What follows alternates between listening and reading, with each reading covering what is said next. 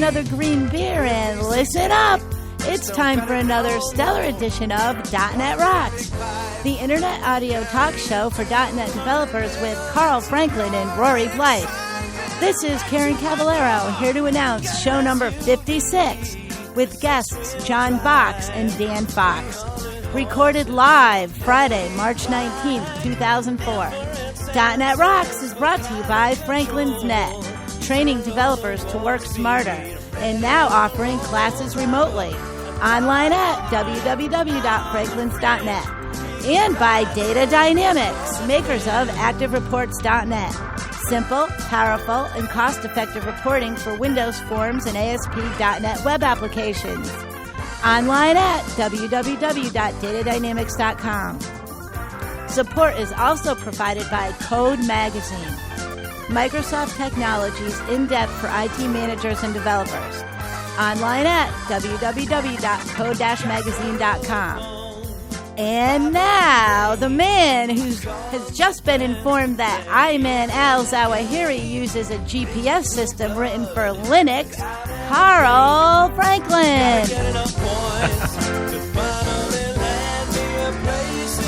Thank you. Thanks, Karen. That was great.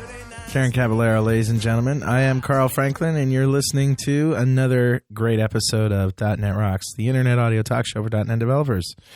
With me in the studio, once again, is my compatriot, my partner in crime, Mr. Rory. That's right, I'm a new Londoner now, Blythe. How are you, man? I'm okay.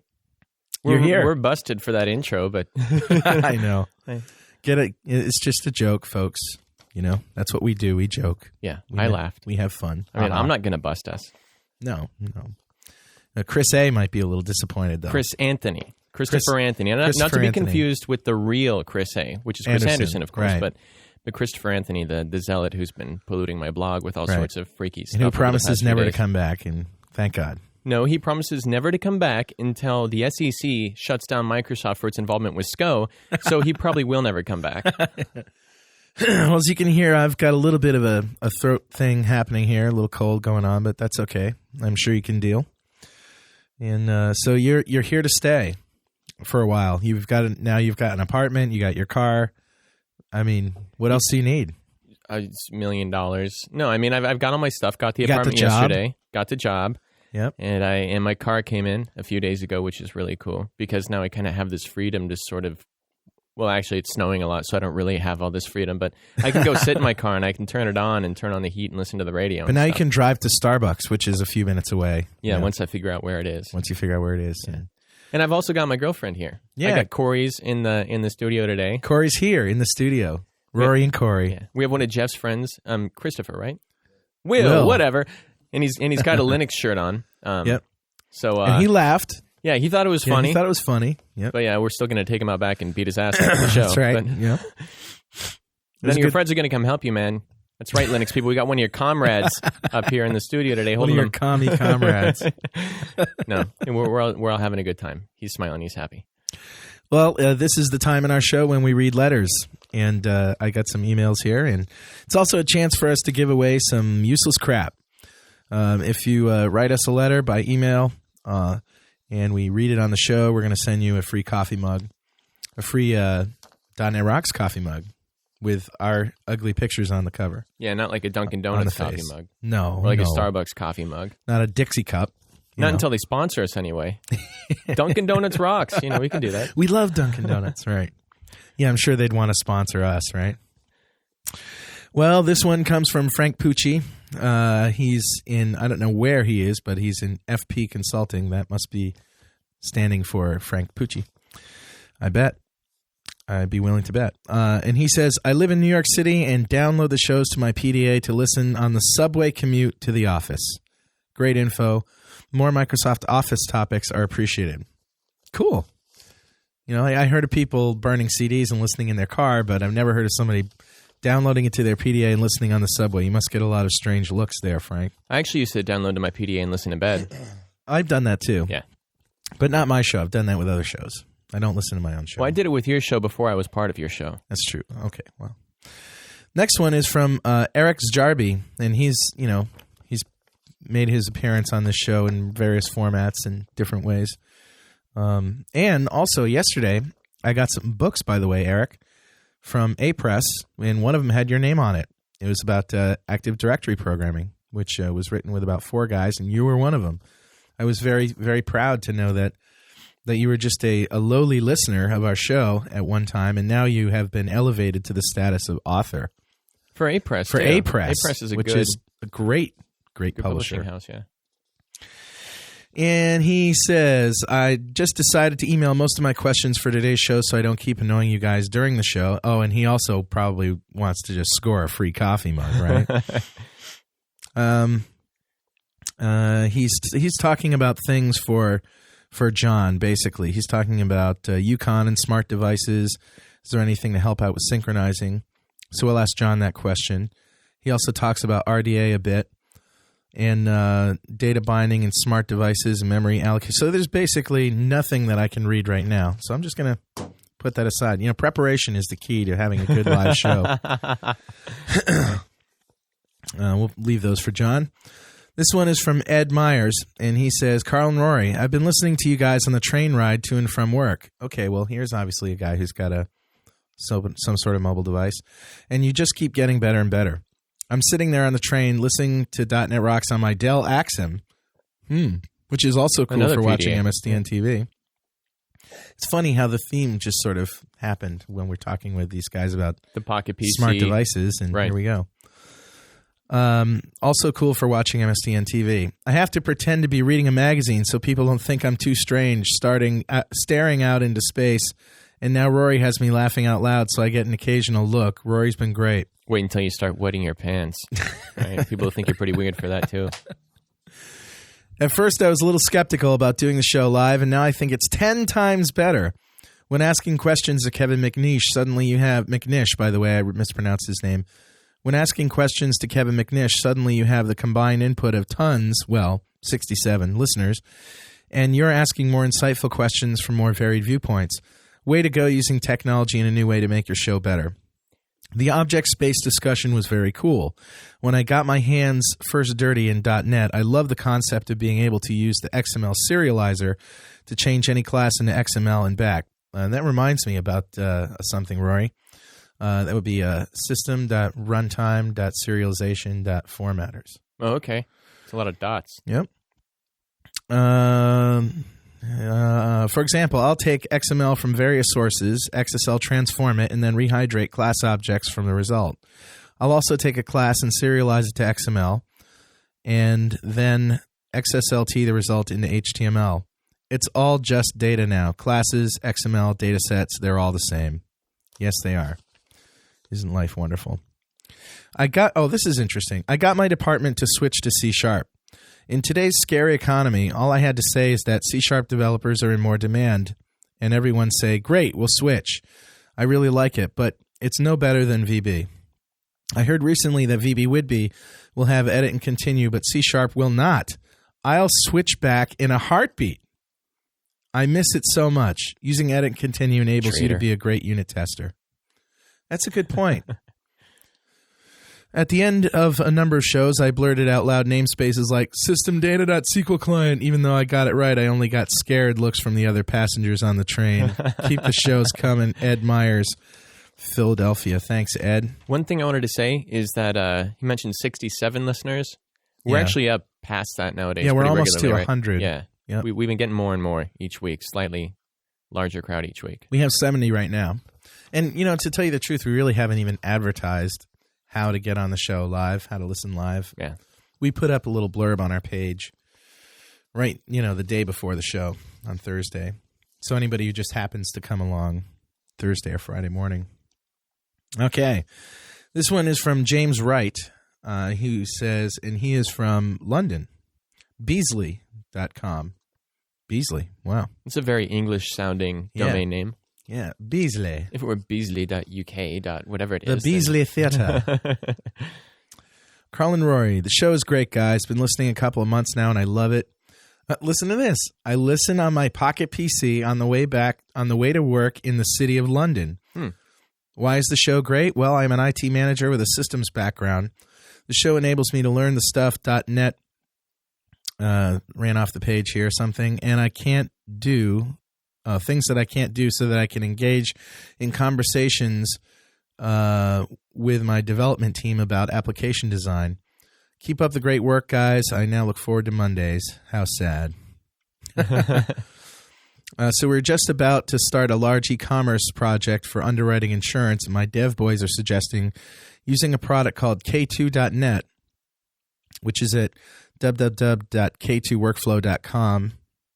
It looks cool for building workflow, but I felt that BizTalk did this stuff. Could be a feature on the show if you have any experience. Don't have any experience with that particular product, but you are now the proud owner of a .NET Rocks coffee mug. Here's another one from Chris S. Chris Stepaniuk. Sorry, Chris.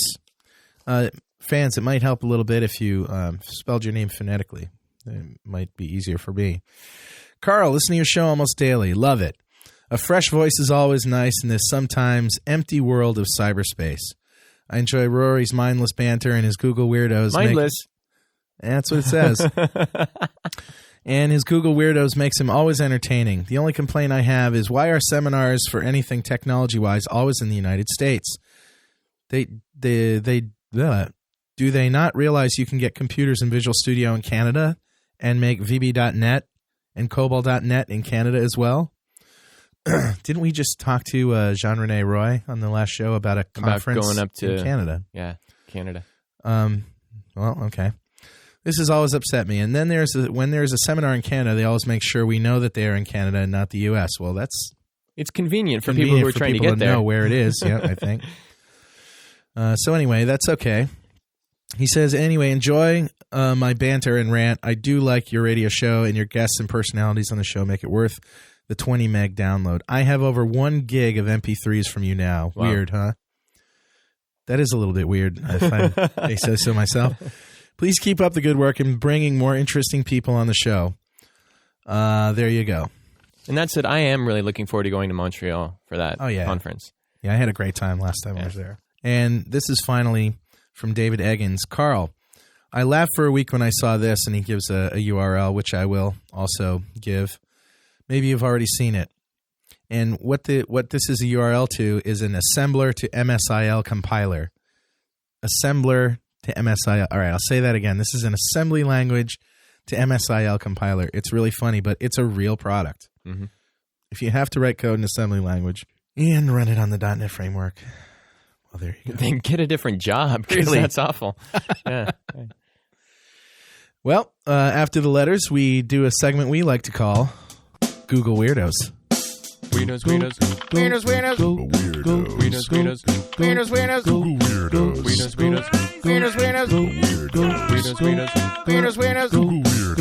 Weirdos. So what's on the agenda for Google Weirdos today, Rory? Well, first let me talk about it real quick. And also let me say, that was the first time I think Corey had ever heard the theme song. It looks like she's going to break up with me. But these things happen. All right, so Google Weirdos is the result of me paying attention to my logs. So people get to my site, neapolitan.com, through Google a lot of the time, and I looked at the logs, and I checked the referrals, and I can see what searches people use to get to my site. And sometimes people put it in some really nasty, messed up, horrible things. And Weird, for example. And these eventually constitute the part of the show called Google Weirdos. I read them off. And also, as the show's been gaining in popularity, people have begun to contact me through Google Weirdos as this sort of cheap one-way email system, I think is how one person described it. So I like to read those off first, the ones that seem to be the messages to me, and then after that I get to the weirdness. Weirdos. Yeah, right. So the first one, Rory Blythe, my friends at about.com read your blog, and so do I. Please add me to your weirdness thingy. That would be way too cool. So there you are. You and your friends at about.com have been added to the weirdness thingy. Congratulations. Yeah. And again, that was sent to me through Google, which is so cool. The next one is Rory Blythe is the coolest man ever. I mean, hey, come on, I got to read these things. Makes me feel good. And then we get the next one, which is I hate Rory, which proves that not everybody who gets to my site through the Rory search is looking for Rory Blythe. They're looking for other Rorys too, because this obviously was not directed for me. All right? Well, obviously. But you seem to have a recurring theme on your blog, so people who hate you and then keep showing up to tell you that. Speaking of which, The next search is Rory Blythe supports SCO, SCO. That was probably Christopher Anthony. Probably. Who could not get enough. And the hell I support SCO, you jackass. And the next one is Rory, is my wife cheating? And I think this was meant for me, but I can't quite figure out why they're asking me. Well, you are sort of the advice columnist of the show. Well, yeah, but I'm not like the oracle. I can't just see into all things and penetrate, these weird psychic boundaries. I don't know, the kind of equipment that you have, your cameras. What do you mean by that? Your, my equipment? Wife cheating? What are you talking about, Carl? Well, if you keep listening, I would tell you your cameras and your PDAs and all of your little devices that you have. I'd be surprised if you couldn't figure out if the guy's wife was cheating on him. Anyway. All right. So next one is Rory Blythe. Can I make it onto Google Weirdos? Yes. And the next one, I like this one. This is some creepy stuff here. Rory Blythe warning. For fun, Connecticut people like to piss in your drink when you're not looking. And that's great. So that's it for the little one-way emails to me through Google. I'm looking at my can of Diet Coke here with a new eye. Well, you are Connecticut people. Yes, Do you it's piss true. in your own drink when you're not looking? No, but because that'd be kind of hard. But Connecticut people also are all around us, if you hadn't noticed. I guess that's true. You never know. And they would piss in my drink just as easily as they would piss in yours. Non-discriminatory in-drink pissers. Okay, Right. So this starts the actual weirdos. Okay, so those are the people who are communicating with you. Yeah, those are the people who wrote to me through Google. And now we start with the weirdos. These are the people who probably didn't mean to get to my site and who shouldn't be let outside to roam free. So here we go. Hurt my feelings, Americans, Canadians. I like that because how's that for a persecution complex? They're all out to get me. All Americans and Canadians. This is general, very all-inclusive kind of thought. I think somebody's trying to manipulate the facts right there. Sounds like it. Yeah, I'd say so. There's something going on here, something fishy. They're looking for somebody to support their point that Americans and Canadians hurt each other's feelings. Or just this person's feelings. Yeah, but then again, I'm overanalyzing it, and thus we don't like to do that with Google Weirdos, the right? Humor, yeah. Next search is white trash blog, which proves that some people do find what they're looking for. This arrived at neapolitan.com. I've got another one here. You owe me a hug and a date. I just want to say, I don't know you, Jack. All right? I don't know you anything, buddy or sister or whatever. People get all bossy on Google. When they think nobody's looking, they can do whatever they want. It's like when you're in your car and you flip people off, but you wouldn't actually do it if you were in line with them at the department store. The protection of the virtual virtual thingy. Yeah. The next one is, can you smoke balsa wood? And the answer actually is yes. I mean, physically and technically it's possible. If you put one end of the balsa stick in your mouth and light the other, smoke will pass through the balsa wood into your mouth, but it's pretty noxious, it's black, and it doesn't taste very good. You can, but would you? If you were a Google weirdo, maybe you would. Well, actually, I mean, you would if you were in 5th grade and you were supposed to be carving your Pinewood Derby rocket car. Oh, so wait a minute now. So this was an actual episode that somebody found on your blog? Yeah, that's how I know that you can smoke balsa wood. That is physically possible, but it's not as pleasant as, lighting up a cigarette or a cigar or something. Okay, well, you got to stop while you're ahead. So we've got another one here. There are some big bugs up my butt. And, maybe they're looking for a doctor. I don't know.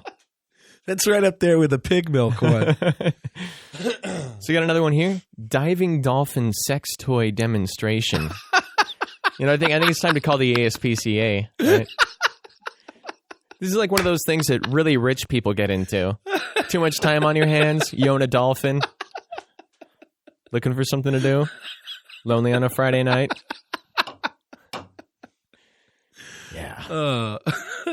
So we got another one here. How does Rory know so much about herpes? Just let me give you a kiss and I'll tell you all about it. Moving on. You're killing me. We got a give me back my donut. All right. You send me a self-addressed stamped envelope and I'll get your donut back to you. Okay. I feel so bad for you. I'll buy you a donut and I'll ship it to you wherever you are in the continental United States, offer not good in Puerto Rico, void in Alaska. Why do people go bald? Because you've angered God. Got another one here. This is some weird stuff. I have no idea where ones like this come from. Rabbit killing sex.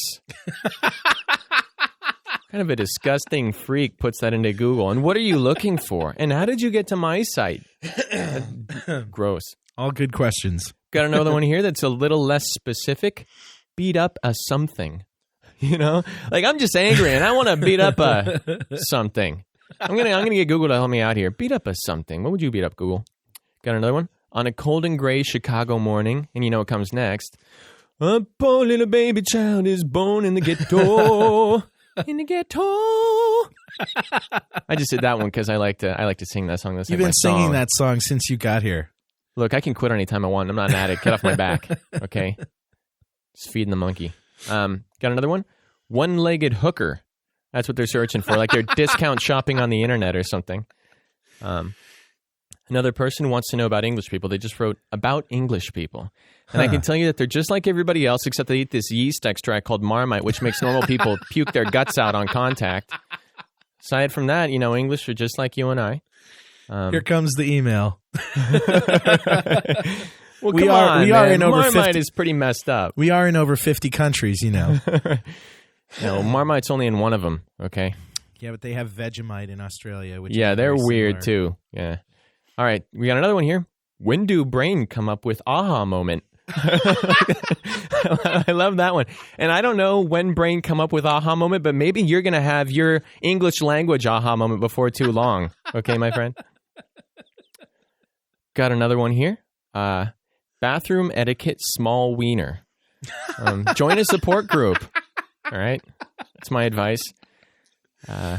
No, he's looking for a can of Vienna sausages. And how do you look for this politely in the bathroom is what he wants I to know. guess so. Okay, Maybe he I'm lost it in the sorry. I'm bathroom. sorry. I'm sick-minded. I don't know what I was thinking, Carl. You're right. How much for a pet monkey? $9.95 plus shipping and handling. Neapolitan.com. And then finally the last one. God, I mean, this is hard for me to say just because some of these are a Uh-oh, little here it weird. comes. Tricks to start urination in dogs. Oh, Can't you just ask obviously nicely? a veterinarian. Tricks to start urination. Like, look don't over know. there, dog, and maybe he'll Stick start his peeing. stick his paw in a Oh, cup no, of all warm right, water. stop. There we go. All right, there we go.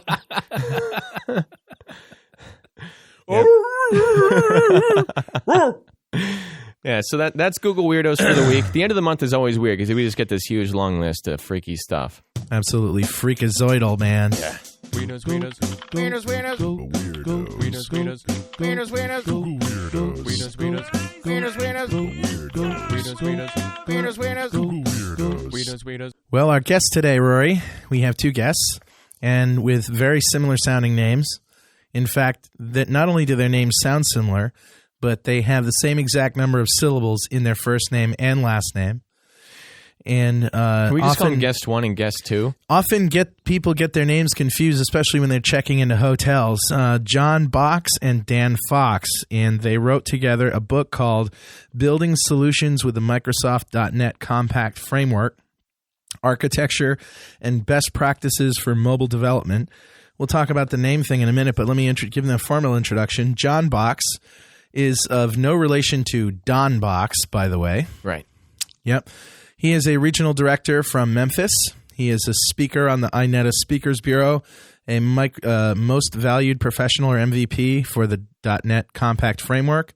He is mobility editor of the .NET Developers Journal. He is the co-founder and co-leader of the Memphis .NET Users Group and absolutely focused on .NET and mobility. How you doing, John? I'm doing well. Great. Dan Fox is an author of Building Distributed Applications with Visual Basic.NET in a previous lifetime and Learning ADO.NET in 21 Days. He writes for various magazines. He's also spoken at Dev Days, TechEd, and TechEd Europe. And he's also on Microsoft's Architectural Council, or whatever he called it. We'll find out what that council is all about. John, welcome to the show. Hey, thanks, Carl. Thanks, guys. I'm pretty excited to be on, especially right after that last segment. Well, can I ask a non-technical question before we get started? Yeah, sure. Okay, John, you're from Memphis, right? That is correct. Okay, so I want to know, is there still a Tennessee blue law that forbids the purchase of diapers after 6 p.m. on Tuesday? No, they've actually expanded that law. It's across every day of the week now. Oh, man. I'm just wondering, 'cause No such law. okay, because my dad was in the Army when I was younger, and he tried to buy diapers for me in Tennessee on a Tuesday in the evening, and the whole aisle was covered in this plastic. And he reached behind the plastic, took a bag of diapers up to the front desk, and the guy looked at him like he just put roadkill down on the counter. He's like, "What do you think you're doing?" He's like, "Well, I'm buying diapers for my kid." So I was just wondering if that was still a problem, but I guess not. Maybe he was just playing a trick on my dad. I don't know. Not familiar with that law. So, John, you are calling from San Diego today? Yeah, West I'm working Coast out of today. our San Diego office today. And is Dan in San Diego? So Dan, are you in San Diego? No, I'm in Omaha today. You're in Omaha, but do you guys work for the same company? We do. Okay, but your company, Quilogy, has offices in different places. How many offices do they have? That's 15 offices across the U.S. And, Wow. I'm based out of Memphis, and Dan's based out of Kansas City, and we travel a little. So when you wrote the book, did you write the book from your different locations and just, sort of zip up doc files back and forth to each other, or? Yeah, you have you a sure kind did writing, right? Yeah, right. Well, John, I noticed that you guys spoke at several Dev Days events, and Rory and I just got back from what we think was probably the killerest Dev Days event of all, the Boston Dev Days event. I heard about the intro. Are we gonna get to hear that? No, but if you listen to the show that we did a couple weeks ago where I played Toy Boy on the air, it was the same version. Okay. Yeah. But what sessions did you do? Dan and I teamed up on the Smart Client track and did several of the cities in the Mid-America district. Okay. And that was the one all about the Windows applications, smart clients. So what is the difference between a smart device application and a smart client application, by the way, John? There seems to be a question that was on everyone's mind at Dev Days. Well, and that is a good question because people do get that confused and think there's some overlap. But a smart device application is really intended for a device, typically a smaller device, something that can run, like the Windows CE or one of its derivatives like Pocket PC. Right. But that's a whole separate thing, and with VisualStudio.net, we can take advantage of smart device development, use the compact framework, and put an application, deploy it on the device. Right. That's the smart device kind of quick answer. The And smart what's it- client answer, the definition of that is obviously the principles apply to both sides, to a desktop, server, and a small device. But it's a very interesting discussion of how do you define a smart client. Right, and I found that one speaker had one definition, another speaker had another definition. Is there any standard sort of definition that Microsoft is handing down now that they've come to any kind of consensus? Because we used to call it, things that were simply auto-deployed were smart clients.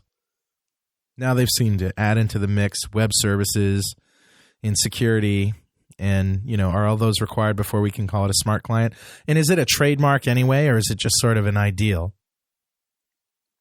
I think it's definitely more of an ideal. I don't think it's anything that has an official definition to it. But one of the things that I found interesting in the Dev Days content is that we, in one of the sessions, in the introductory session in the Smart Client track, we went ahead and defined kind of the attributes of a smart client. So you can kind of get there by, talking about in the big picture what a smart client is. And to me, the two defining things, that were in there is the ability to work in an offline mode in a seamless sort of fashion. And one of the examples, that we held up at Dev Days was not only the Issue Vision client that we used in the examples, but also, something like Outlook 2003 is Right. a great example of an application that has great offline support. However, the second attribute, is the ability to auto update itself. Outlook Okay. 2003 does not do that. However, something like Microsoft Money, has that capability. So Microsoft Money kind of hits all the high points there, being a rich user interface, being auto updatable, working in offline mode, etc. As did obviously the Issue Vision client that we kind of went through. So to me, the auto updating and the ability to work seamlessly both online and offline is kind of the defining attributes. Yeah, I was going to say that it seemed to me from the slides and from doing the presentation, and first of all, I actually wanted to say smart device application. Whenever I was about to say smart client application, It was really hard for me not to do that. But it seems that a lot of it has to do with being able to intelligently handle disconnected scenarios instead of just blowing up if you happen to get away from the server or there's some sort of a problem, and dealing and actually implementing good security for your data. Those seem to be two key points. Security seemed to be a very, very strong point that was being made through the conference in terms of everything and also in terms of smart clients. So what about data access with web services? That's not necessarily a requirement of a smart client, you don't think? Because you could obviously just make an internet connection to a SQL server or use remoting. Right? And is that still considered a smart client? I thought the idea was that the smart client just simply provides secure data access, but it wasn't so much how is the data access being performed. Yeah, I think that I would agree with that because certainly if it's a .NET client and you can use remoting to get at the data, that's still valid as long as, like you're saying, the other attributes are in place, the data is secure, and you can work offline, and then you can auto deploy. So Dan, you did the sessions 1 and 4. So you did the building smart client applications and auto deploying them. Correct. Is there anything that you picked up in the session 4 that that was new to you?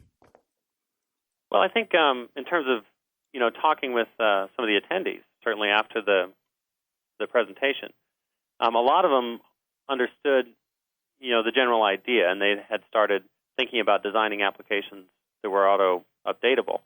They had also started, a lot of them, looking at the app updater component, which is the example that we used in the session, and that's the one that's been out there for several years, and that you can get on WindowsForms.net. They weren't as familiar with the updater application block that you can now get off of the Patterns and Architecture site. And so spent some time talking about that and how it's a little bit more robust version and has more sort of pluggable entries where you can insert your own code to do the downloading, your own code to do the verification of the files as they come down, and so forth. So I think there was a lot of awareness there, but in terms of the particular tools that you could use, a lot of people weren't aware of the application block that has now been out there also for quite some time, for almost a year, I think. Right. So one of the things is, it seems that you guys had this idea of architectural principles for mobile applications, right? Do you want to talk about that for a minute? That's kind of the core concept of the book, that there's certain architectural principles that apply.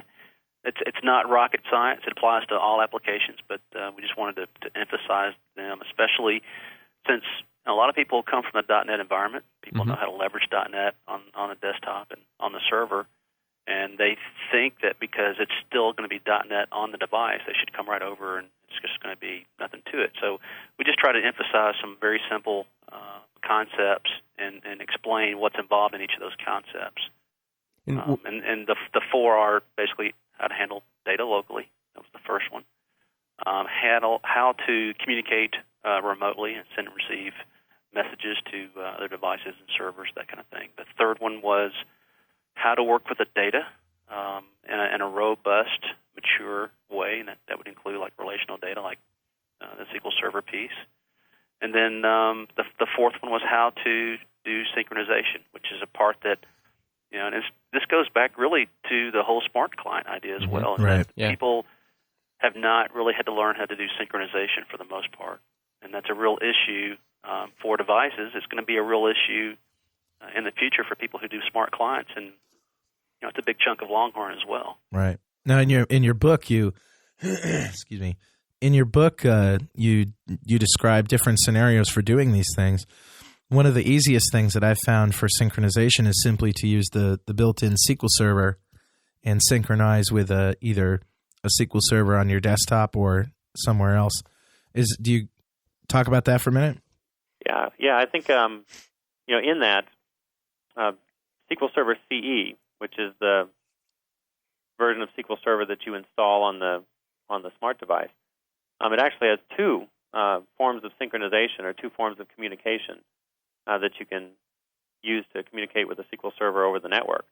One of them is the one that you mentioned, It's actually just a merge replication client that is running on the device. And so if you're familiar with merge replication just in SQL Server 2000, generally it works the same. You create the same subscription. You then have classes in the .NET framework to be able to create subscriptions, manage subscriptions, and then sync with that subscription. It also, however, on the device in SQL CE has a piece called Remote Data Access, or RDA.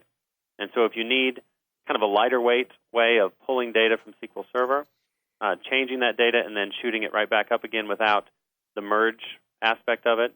In other words, if you're doing a lot of creation of data on the device, which a lot of applications do in terms of data collection, like somebody takes the device out and does evaluations or inspections of trucks or something like that.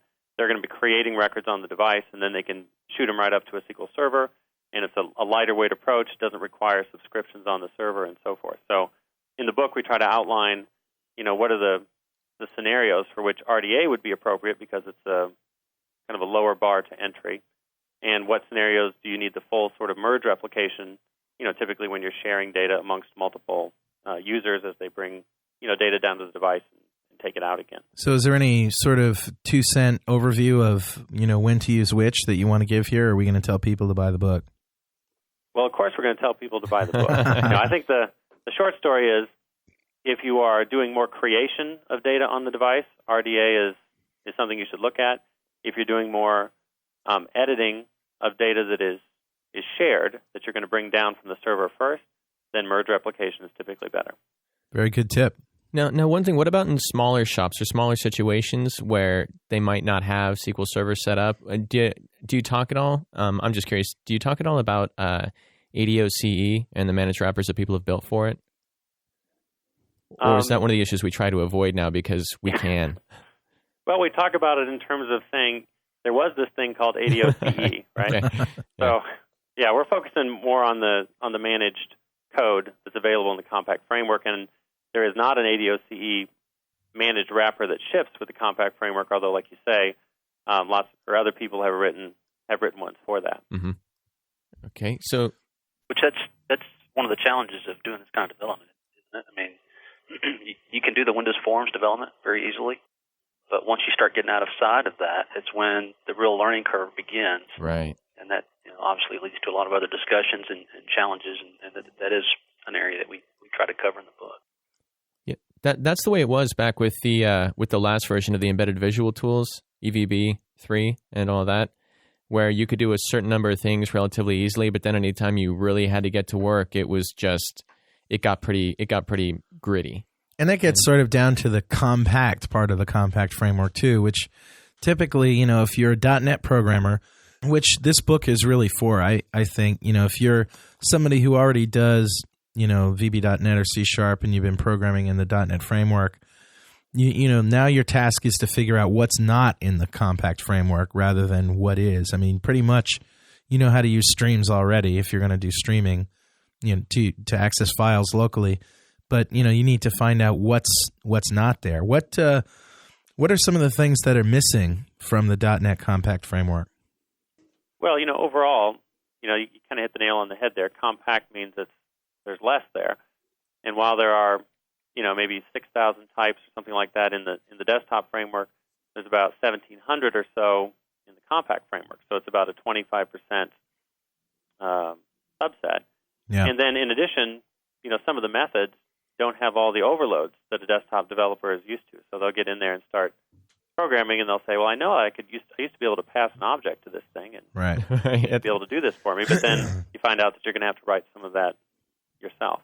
I knew I used to be able to serialize an object. There you go. Well, no, that is the big shocker. When I talk to people about the CF, they say all my overloads are gone. Yeah. Yeah. Yeah, all of them.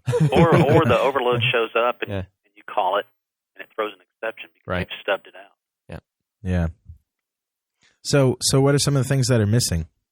So you mentioned one of the biggest ones, which is generic XML serialization. So or even binary. Or even binary serialization.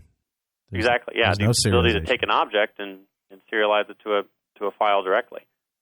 So in that respect, or to get around that, the use of the data set becomes a little bit more important because it does have its write XML method, and you're able to serialize it and save it to the device in order to come back and use it later. So. Yeah.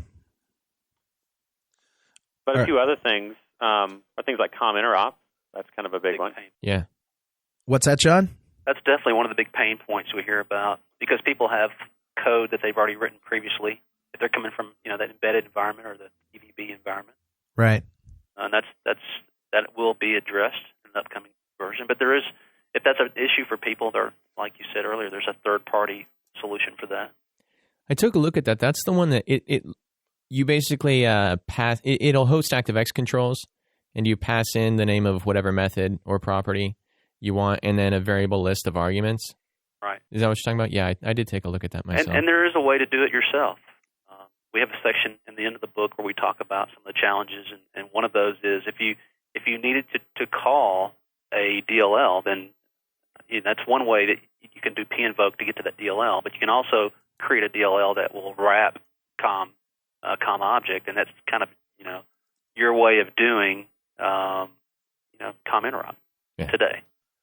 What about remoting? Is remoting there at all? Nope, no remoting.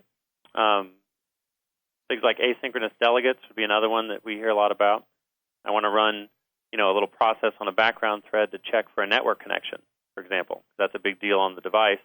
Is that you're not always in range of the wireless access point, or you're not always like on a Pocket PC phone, you're not always connected. So they want their apps to be able to recognize when a connection shows up. Well, asynchronous delegate would be a decent way to be able to run a background process like that. Would be. Yeah, it would have been. It would be. That's right. What about things like application configuration files is another one that people can't really believe it's not there. Well, I mean, so they look for it for a long time. Really, how hard is this to do, though? I mean, you write some stuff to a file, you read it in. System I/O is very, very robust. Well, not very, but it's robust enough to read and write files. To do your own parsing, right? Yeah. But that's the challenge. If people are going to have to write sometimes a little extra code to do these things they took for granted on the desktop framework. Yeah, they got to redo the plumbing. So what about things you get in addition, or things you get that the desktop doesn't do for .NET? Like, what kind of extra stuff is there in the CF? Well, one of the things that John talked a little bit about in the book is the ERDA support, obviously. Mm-hmm. So you're not going to get that in the desktop framework, but you can certainly create Pocket PC applications that, communicate with each other in sort of a short range mode. So then there's the area of data providers. Let's define ERDA first. IRDA. Infrared. Okay, so meaning that I could programmatically send a file across an infrared connection or something. Any kind of message you could send across. You know how it is, sockets, man. That's your story. Yeah, that's true. That's true. Another area is the data providers. Okay. Most .NET folks are used to having 4 data providers. When you come out of the Compact framework, you only get SQL Server, plus you get the SQL Server CE data provider as well. That's a pain point for some people because they want to use OLADB to do some of these other things, but that's not that bad. There's also the area, Dan, about the forms, the Microsoft.WindowsCE.Forms namespace that has some additional classes there. Like what? Like what do you have in there that we don't have on the desktop? Well, the main thing that's in there is the soft input panel. Right. So on a Pocket PC, you need to be able to pop up that keyboard and grab the input from it, capture events from it. Mm-hmm. And so there's a soft input panel control that shows up in the toolbox, and you can just drag it and drop it on your form and capture some events from it. So, which that sometimes is a design issue for people because they put a lot of stuff on the bottom of their form, and if you pop that thing up, you can't see the controls that you left underneath the input panel. Yep. Well, we have a question from Rick Childress for Box and Fox, and you guys must really be sick of this, huh? Well, actually, there's a new twist to that going through our company right now. Box and Fox on .NET Rocks. I'm thinking we're gonna take that and stick with it. Hey, whatever works, right? This is from Rick. Rick says, what are your thoughts on the killer app for the Pocket PC and the compact framework that will allow Microsoft to make headway in the mobile arena? Because obviously, the Microsoft isn't doing so well in the mobile arena in the U.S. anyway. Is that your experience as well?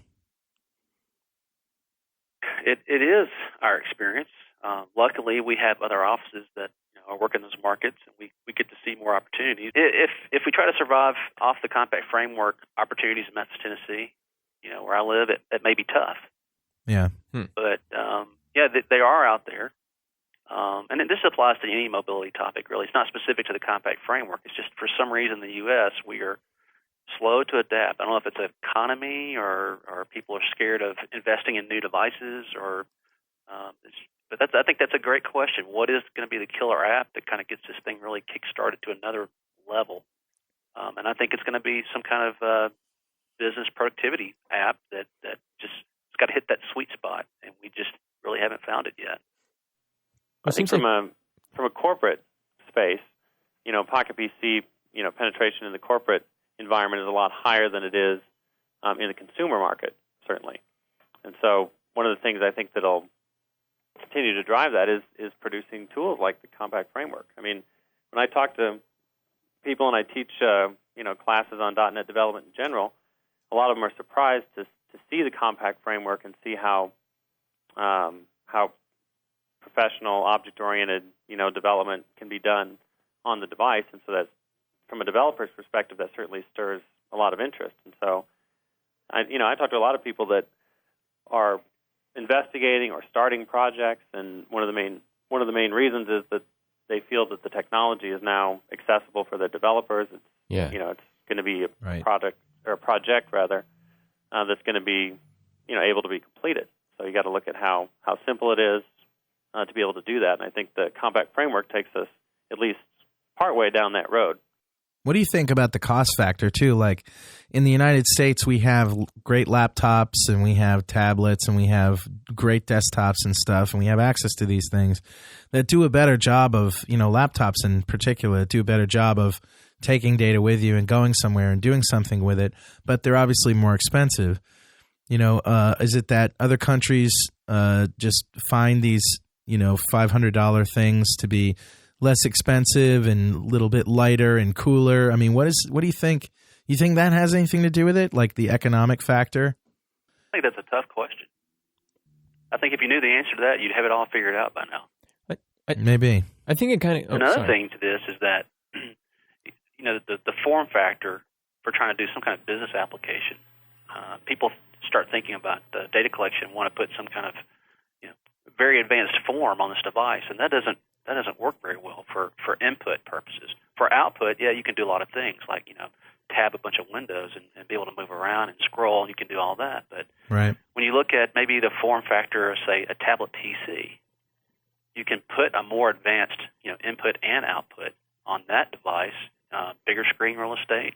Yeah, it's more expensive, but it goes back to that smart client idea, which is, there's a ton of parallels between the smart device and the smart client, right? All the smart client principles apply, like we said earlier. So if you have the ability to create an application that has a disconnected support for collecting data, storing data, and then synchronizing back to a data source, that's a pretty compelling argument for building a business application. But then there's just the cost of that form factor. Well, and I think you also have to be in the right role.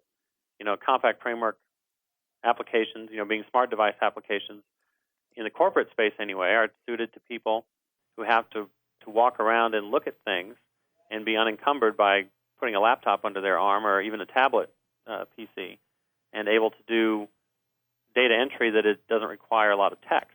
It's all inspections based. It's all data collection of checking inventory, doing inspections like home healthcare kind of inspections. Entering data on, we're doing one project where people are going out with the Pocket PC and they are entering data on bales of wood or whatever you want to call it, shipments of wood that come in, where they inspect them for quality and then decide what to do with them, and they can just check off the options for that. So it's definitely a niche in the kind of role that a person plays within the company to even be able to use an application like this. It seems to me also that the scenarios you're describing require a large amount of trust on the part of the management to empower their employees with these devices to go off and take them home and, take them out into the field and do their thing. And, is it that we're more of control freaks in this country than in other countries? I'm really trying to get at the heart of why these smart devices haven't taken off. Obviously, we like I don't toys. think that's it, Carl. Yeah, the devices are going to have to go out anyway, because if you have a mobile field worker, right, they've got to take some device out in the field. That's And true. people are already doing it with laptops. And Right. they're doing it with, FedEx Yeah. and UPS do that. So you with got to their- do it somehow. But I just wanted to say about the killer app. It seems that I would be very surprised if there were ever like a killer app that got everybody wanting to buy a Pocket PC, right? It's sort of what's the killer app in your industry? It's a real vertical kind of application. Like on the flight over, Yeah, I agree. the attendants, the airline attendants, when they were selling us food, were using Pocket PCs with a little cash register type app hooked up to pocket-sized printers. And that's perfect because the situation would have been terrible if they had laptops, and if they had to write everything down on paper or walk back to the tail and back or something like that and do things that way, it would be a pain in the butt. Tablets wouldn't work there either because they were too big. So walking down the aisle and taking orders on that Pocket PC, that was a killer app for them. So it's sort of like the killer app defined in these little vertical islands, I think. Right. Yeah, and I think it probably goes back to the point that Dan said earlier. It's got to be for the right situation. Exactly. Right scenario. Yeah. Michael Berger from Purdue University in West Lafayette says, I was wondering Jon and Dan's thoughts on opennetcf.org and the smart device framework. I tell you what, that's one of the. I mean, if we talk about resources for the compact framework, that site and that group of people specifically, that's a site that's run by the MVPs off the compact framework, some of the original set, and those guys were very active in the news groups and still are. But they took this set of snippets and basically, built up a library of snippets in the beginning days of their group, and then they made this framework that kind of fills the gaps that the compact framework has today. And basically, until you get to the Whidbey version of the compact framework, that is a secondary resource that people should check out. Yeah, in fact, I would say that if you were starting a new compact framework application today, one of the first things that you would do is you would go get Smart Device Framework and look through it to make sure that you're not going to reinvent anything, because all the common or many of the common things are already there. So in the book, for example, we have a whole section of one chapter that talks about pInvoke. Because the compact framework is this 25% subset, you have to end up going out to the WinCE API to do lots of things, from doing anything with cryptography, for example, to dialing the phone if it's a Pocket PC phone. And so we talk about how you would get to pInvoke and what are some of the issues that you'd have and so forth. Well, a lot of those, once you've downloaded the OpenNetCF framework, you don't have to worry about that because they've implemented the managed classes that wrap all that stuff for you. So Wow. It's an awesome definitely thing. Yeah. one of the first resources that you'd want to get access to. Now, you mentioned, instead of waiting for Whidbey, so you obviously have used Whidbey with smart devices. Can you outline some of the things that, the cat's out of the bag for Whidbey. What are some of the things that are going to be there? For example, Ian from BOA in the UK says, XP SP2 is building a good Bluetooth communication stack. Do you know if this will be added to the new version of the compact framework? Just as one example. Like, what else is... Well, actually, the timing, the compact framework team has not released any new bits for Whidbey as of yet. Hopefully, next week is Mobile DevCon, so hopefully we'll see something there. But we don't actually know the exact set of features yet.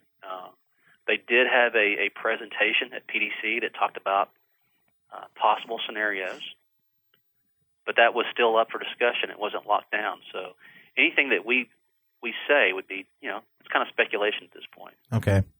If we promise, I don't think we can promise features. You can, Carl. You got a bigger name than we do. No, but I still don't. I don't. If I knew, I could conjecture, but I don't know. Well, I know that. We kind of got an idea of certain issues that will be addressed. Like we talked about the common ROP. Are some of these things still under NDA? Is that what you're saying, or? It's not that Or it's they're just not under there NDA. yet? They just haven't released it yet. Okay. I know that they had the first internal lab just a couple of weeks ago, and I know some of the MVPs were there for that, and I was unable to make it. And I don't think those guys even got bits. They got to touch the bits, but they didn't have a way they could take them with them. So hopefully next week in San Francisco. Okay. Well, Marcus Egger from EPS Software, they do Code Magazine, just wants to clarify that, hey, Carl, laptop prices are not really different in places such as Europe. However, and this is a good point, if you sit in the back of a cab and want to pull up a map to see if the guy rips you off, do you really want to use a laptop for that or a pocket PC? If you sit at the dinner table with your wife or date and you want to see if a movie is on in 30 minutes, do you want to go to the theater's website with your PDA? Or do you want to pull out a notebook in the middle of a restaurant? Well, I personally would use neither because I have manners, Marcus. I don't bring my devices to dinner with my wife. I've whipped my PDA out during dinner. Well, that's a personal thing that you need help. But Corey's nodding over here. Yeah. She remembers this, yeah. It is, excuse me while I whip this out. It is also a matter of connectivity. In Europe, you can really use these devices practically everywhere, while here I am happy when they work in my office. Yeah. I wrote a recent e-column about that for Code Mag, and people seem to be quite emotional about the subject. Man, I tell you, that's so true. Yeah. We're behind the curve there. So he thinks the first killer app for Pocket PCs is a high-performance coverage over 100% of North America. What do you guys think of that? Yeah, definitely. When you talk about even creating corporate applications for people to take Pocket PCs out, the issue is how long is it going to take before I can get to a point where I can sync? Right. And in the U.S., that becomes an issue because you're going to have to go back to your regional or local office or whatever, perhaps even stick that device in the cradle and have to use ActiveSync to get the data back through the network. So there isn't usually any kind of wireless option for being able to synchronize. So yeah, if the easier it gets, the more acceptable that kind of application is going to become. That's a good point. And that principle applies to any of the devices, right? It's not specific to a small device. And do you think the .com bust and the subsequent fall of all the wireless services, relatively speaking, they were going gangbusters, and then the economy dropped out and they all sort of fizzled and slowed down a lot. You think that has a lot to do with the fact that these things haven't caught on as well as in other places? Certainly didn't help, but there's enough spots around, hot spots. Well, maybe where you are. I mean, it's a big country, And then there's services out there that you can buy a card, subscribe to, pay your $50 to $100 a month, and you can have access just about anywhere in the U.S. That's what I do, actually. I have I went to Radio Shack and got because it was the easiest place I could get it.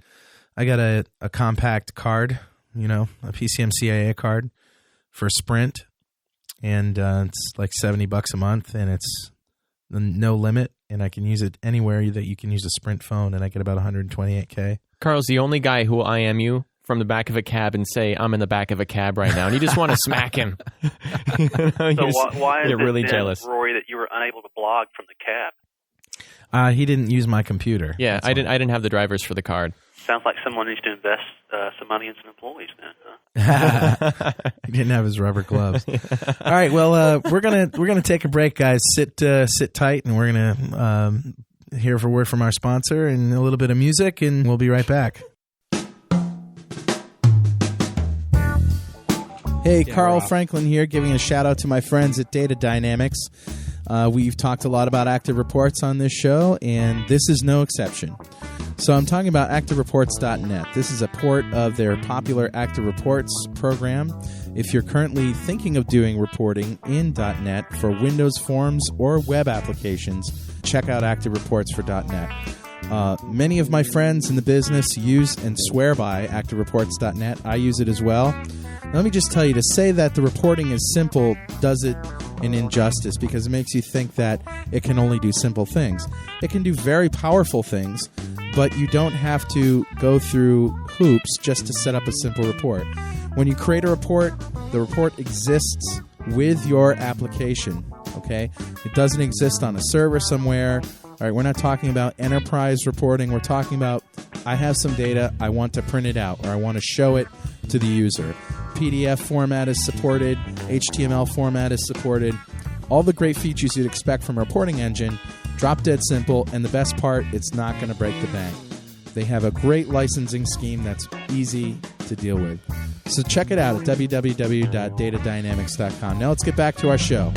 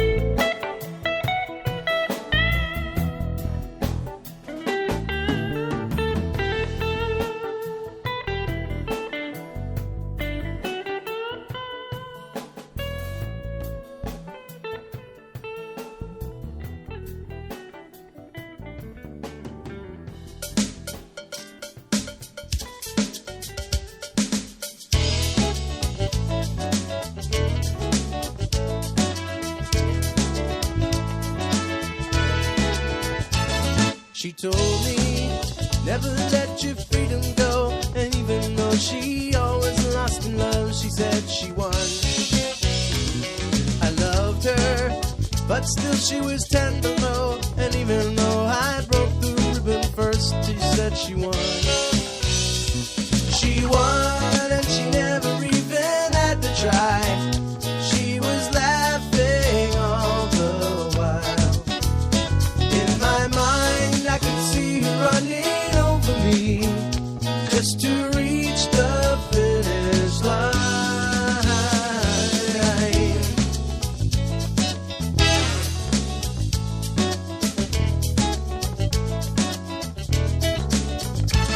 I believed her, I told her I loved her so. And even though she never cracked a smile, she said she won.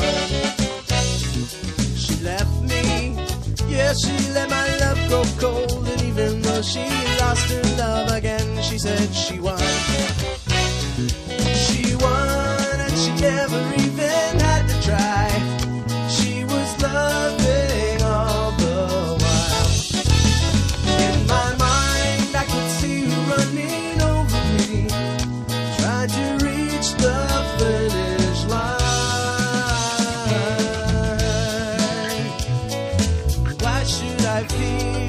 that she sailed over me when she never took what she wanted to see.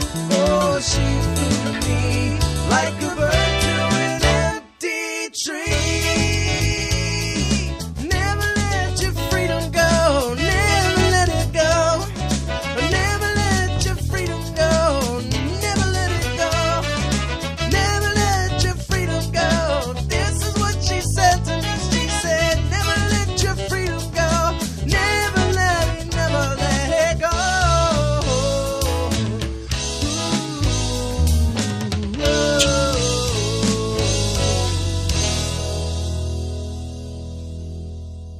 And we're back. So Aaron Walker has just a comment to make.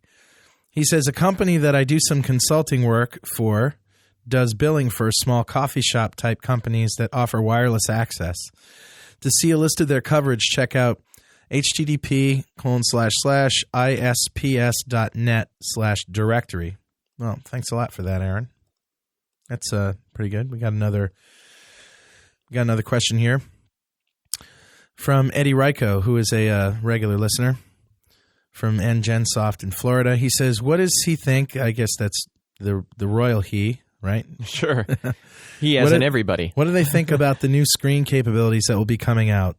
Since the CEOS already supports higher resolutions than most of the PDAs are capable of, and how do these new devices allow for more extensive apps to be built? It's a good question. It is a good question. Yeah, definitely the screens are getting better, but I don't know. In my opinion, that's not so much of a big deal. I think the bigger deal is the processing power, the RAM, battery life, and the multiple ways that you can get network connectivity. Like today, the traditional or older, like an iPad type device, you know, it's either got a sleeve or it's got integrated, 802.11 type connectivity. Now they're starting to add Bluetooth to that. Right. If you buy like a Pocket PC phone that typically just has a cellular type connection to it, but the newer devices have multiple ways to get network connectivity, and I think that's more important than just screen resolution or brighter display or things like that. I totally agree. I was taking a look at, I think it's the Toshiba E800. It's one of the newer Toshiba models, that one that supports the 640 by 480 resolution. But the screen isn't really bigger, right? So is it really going to be easy enough to read anyway? And you're going to lose that Pocket PC form factor if you increase the size of the device to accommodate a larger screen, and it's just going to become the equivalent of a very small tablet. So it almost seems like the resolution, like you were saying, isn't really the focus. I think you're dead on about network connectivity, battery life, things like that, storage. Battery life is an issue with the device that I have, the network device that I have for Sprint PCS. That thing really sucks down the battery juice. It only lasts for about 15, 20 minutes, and then I start getting complaints. And I have like Mega Mondo batteries in there. It's doesn't last long. I think to echo what Roy said, you got to remember that on these devices, if you're not going to increase the absolute size of the screen, but you are going to increase resolution so that you can run at higher resolution, there's still a limiting factor there in terms of what people can point to with the stylus. There are guidelines for how close you put controls together, and especially if they're not going to only use the stylus, but try to use their finger to touch one of the controls. And so you already have some limitations there that you're not going to be able to get around, even as the screen sizes increase. And of course, generally for business applications, the graphics are not the thing. It's the connectivity and the functionality, of course. So. Right. Another point there is that we started off on Pocket PC style devices that you did have a stylus, and obviously you can buy little add-ons to a keyboard and that kind of thing. But just recently, Dan and I got smartphones, and there is no stylus in the ones that we have. I think a big issue for people coming up is an area of design, the UI design. People are going to forget that now it's just all you get is a choice of several buttons. There is no stylus. So if you put an app on the smartphone, it's definitely, the navigation is going to be different. And you're already constrained when you get to more of a Pocket PC device anyway. But you're going to be more constrained when you go to a smartphone, smaller form factor on top of that. So you guys it's a big deal. You guys must see a lot of applications written for these devices. What are some of the typical things that developers get wrong when they develop for compact framework devices? You want to take that one, John? I'm thinking there's just so many things that pop right in my head when we say that. I mean, it's not rocket science, but there is a decent long list, and there is some repetitive issues. Design, UI design is one big thing around navigation. Like too comprehensive? People try to build a desktop application into a constrained device. It's a big base issue that leads to a lot of problems. And frustrated users don't enjoy applications that don't function well.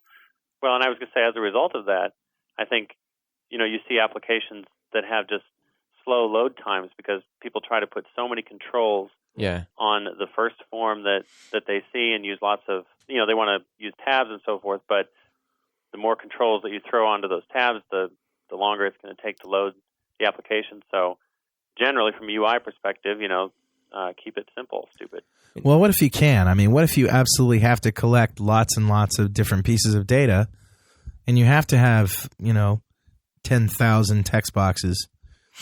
Then it's back to that. You need to look at your scenario. You get a tablet. Exactly. You're probably looking at the wrong scenario. You're trying to make something, fit into a scenario that's just not intended to work out that way.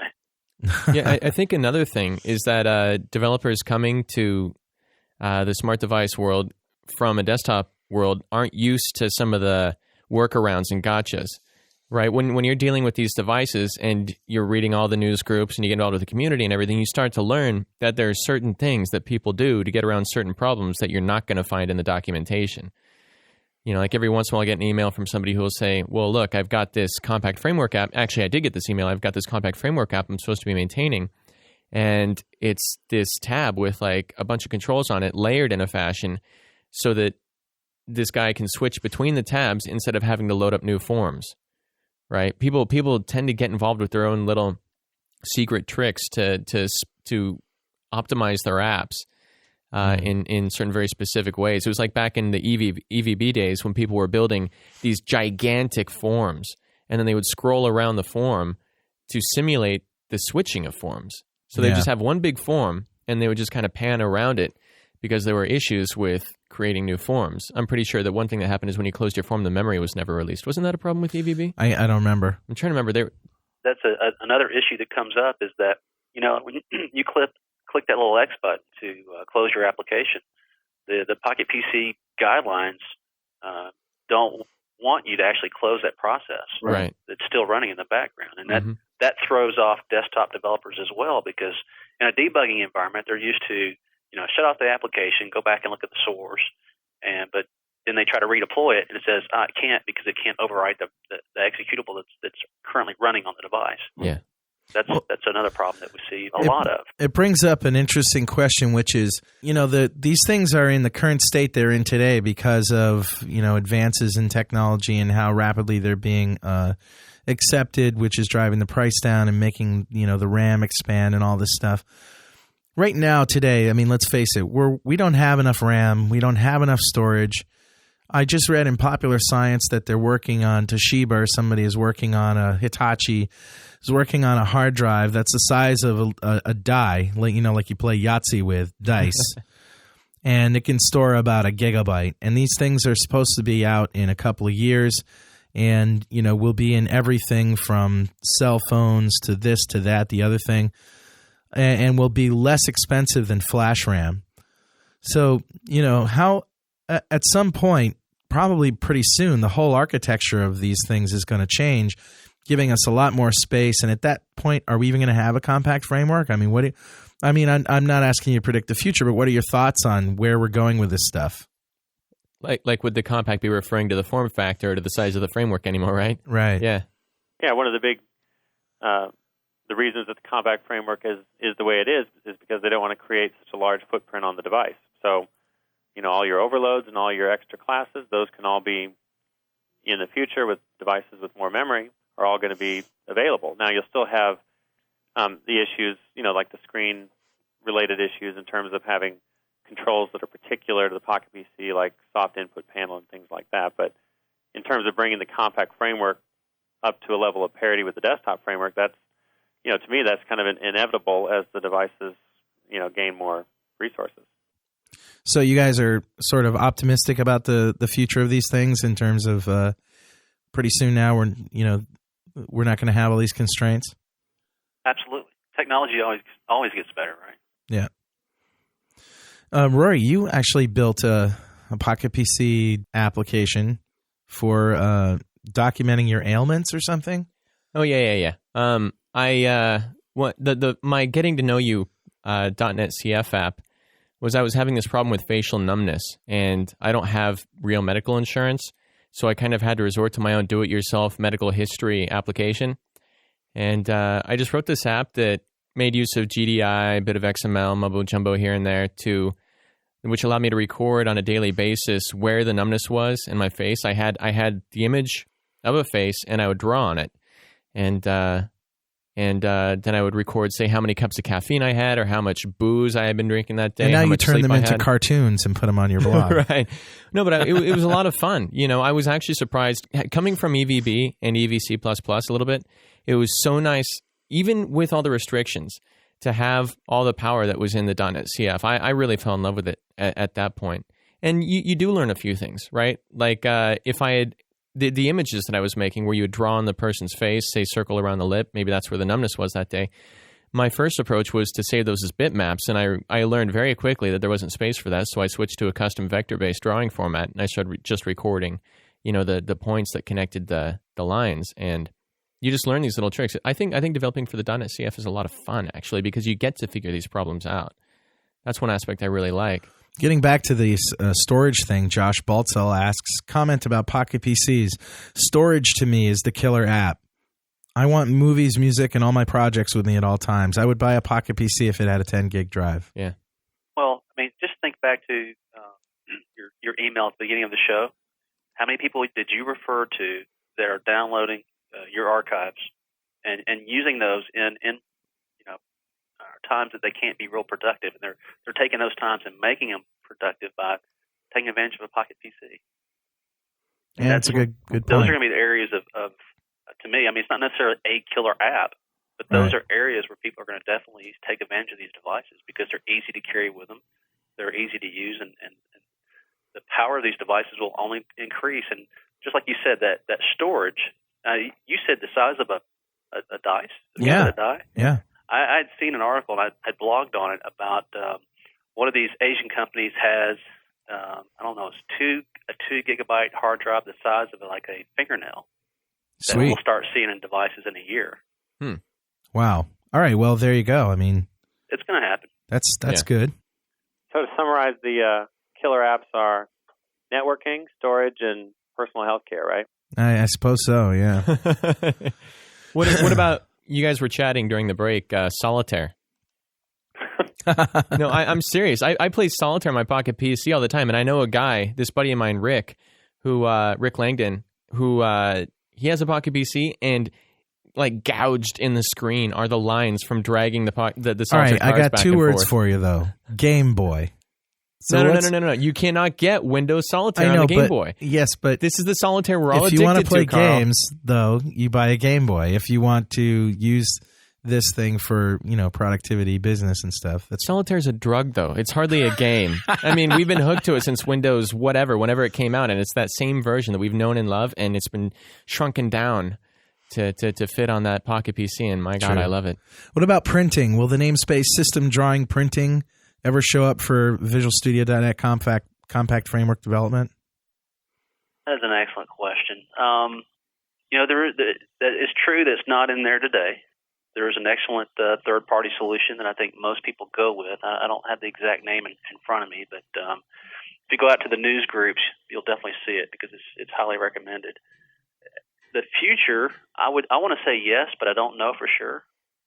I know that's one of the big requests that they get, that the common ROP, the remoting piece that you mentioned earlier. I'm going through some stuff now trying to see if I see that on the list.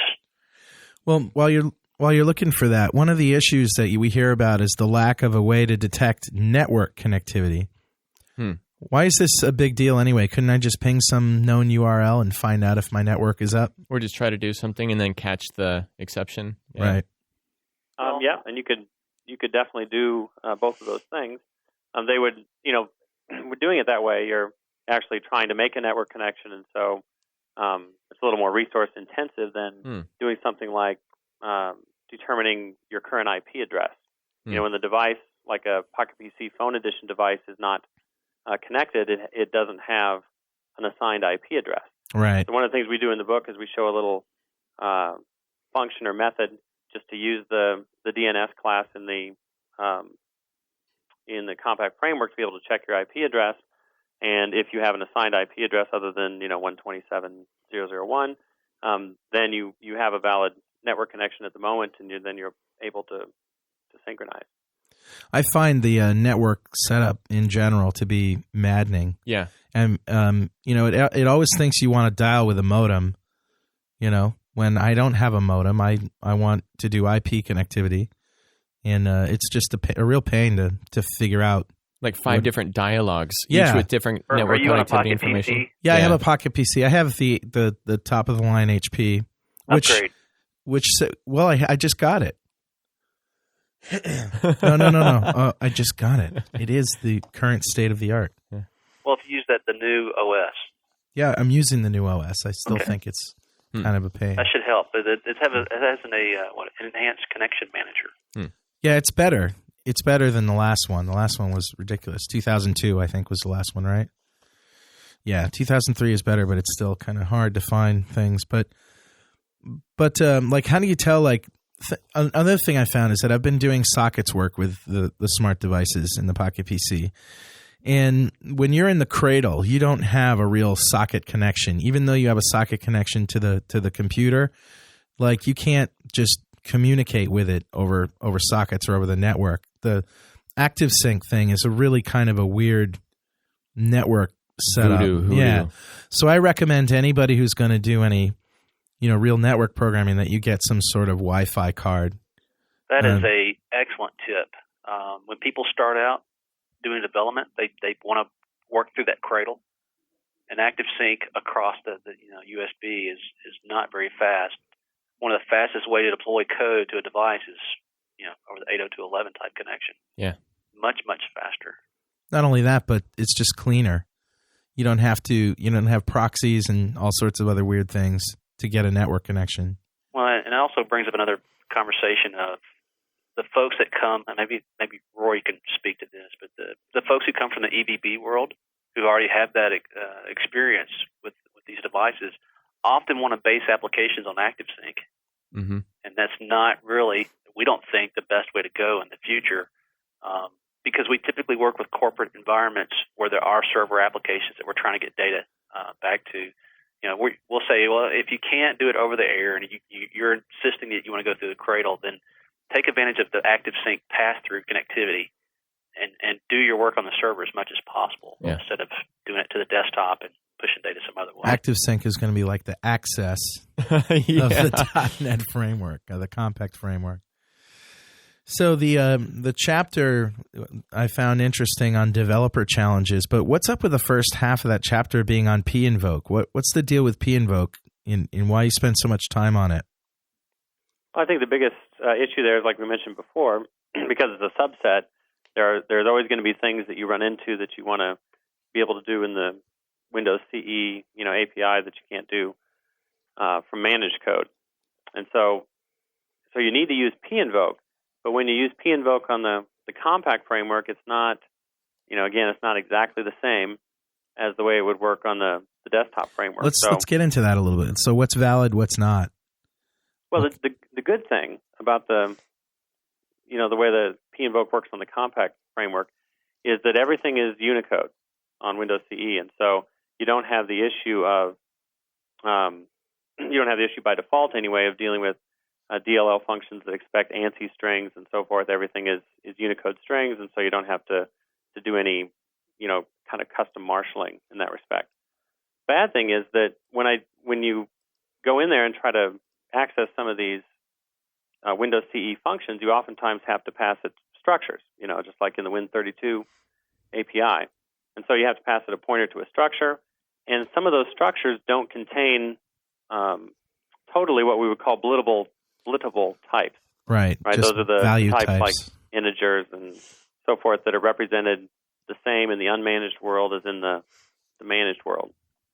So Right. as a result, some of those structures might contain strings, which in the managed world are reference types, and in the compact framework, it can't marshal structures that contain reference types over to unmanaged code.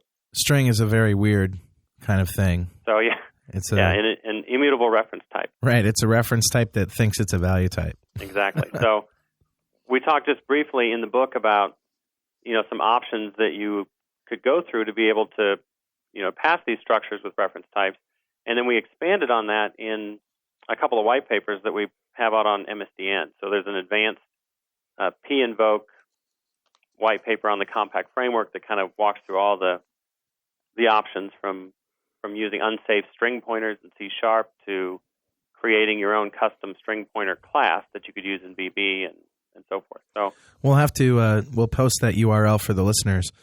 But after showing this, what challenges do you discuss or show? Like, what are some of the challenges there?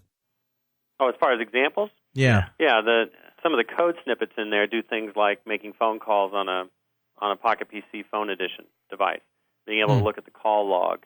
So if you want to automate making phone calls from inside your business app, you're going to need to access the phone DLL. Mm-hmm. There's no managed equivalent for that. Huh. So that's one big example. The other one is this idea of when you do synchronize, with ActiveSync. Right. There's a WinCE API call that can notify your application that a synchronization has occurred, or power on events or other things like that. So we show you how to call the CE run app at event API to get that done. So. Well, we have more questions for you, but now's the time in our show when we do a little segment we like to call the Linux Vulnerability of the Week. Hello, Mr. Bull. Let's you and me fight.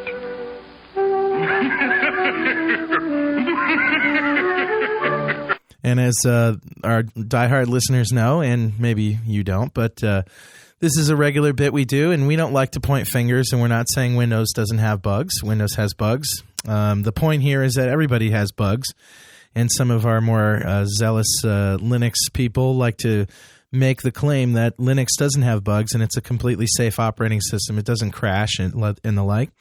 So we just want to give equal time to those issues that come up, and every week there seems to be at least one showstopper. And I just wanted to dedicate this week's Linux vulnerabilities to Christopher Anthony. Yes.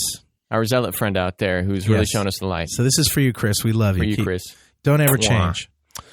So this one is at the linuxsecurity.com advisories, the Debian Security Advisory, DSA 466-1, in the kernel, source 2.2.10, a failing function, and TLB flush. And Paul, somebody, and somebody else of isec.pl, I'm not even going to try to pronounce their names, discovered a critical security vulnerability, and this was posted yesterday, Thursday, March 18th, a security vulnerability in the memory management code of Linux inside the MRE map 2 system call. Due to flushing the TLB, the translation look aside buffer and address cache, due to flushing that too early, it is possible for an attacker to trigger a local root exploit. Ooh, that sounds heinous. The attack vectors for 2.4.x and 2.2.x kernels are exclusive for the respective kernel series, though. We formally believe that the exploitable vulnerability in 2.4x does not exist in 2.2x, which is still true.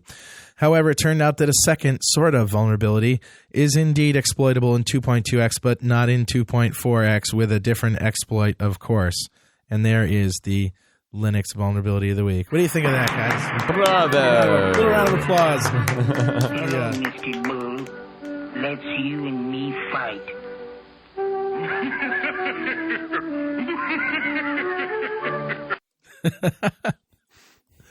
There you go. Getting weird. We like to have fun.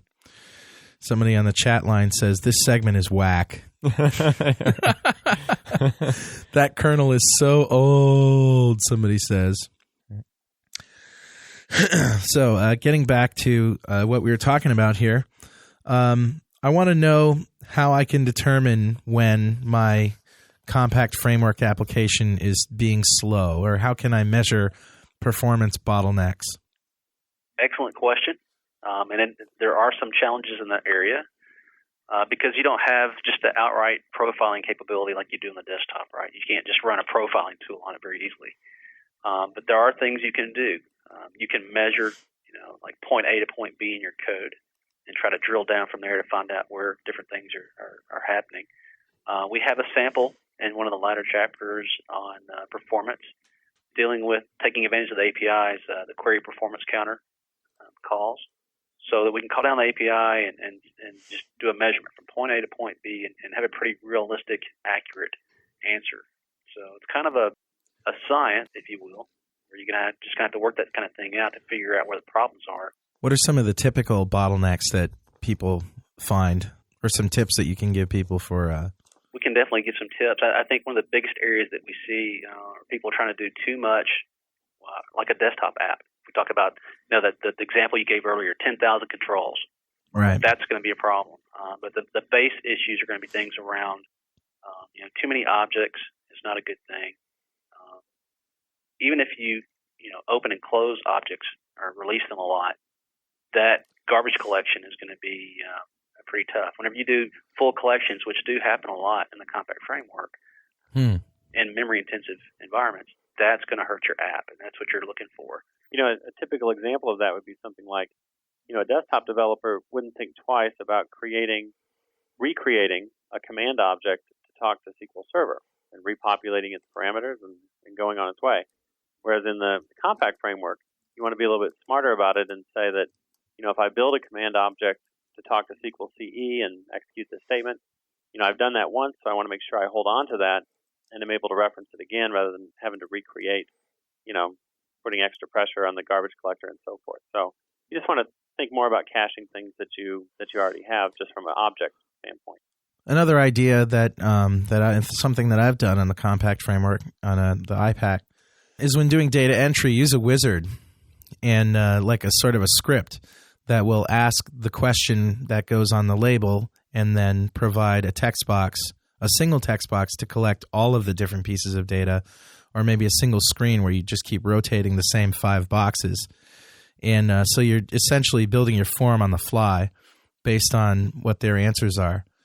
And, I wrote some helper classes to do that. That way you don't have to create a bazillion different forms or, one form with a lot of different controls on it. You can just kind of keep reusing the same stuff. Exactly. And once the controls get created, then, repositioning them and repurposing them, you don't have to take that hit again of the creation. So that's a great idea. Yeah. Another issue in that area, in the earlier days, and it's gotten better now, and due to, we should make sure we mention this, the Service Pack 2 for the compact framework helps several of these areas out.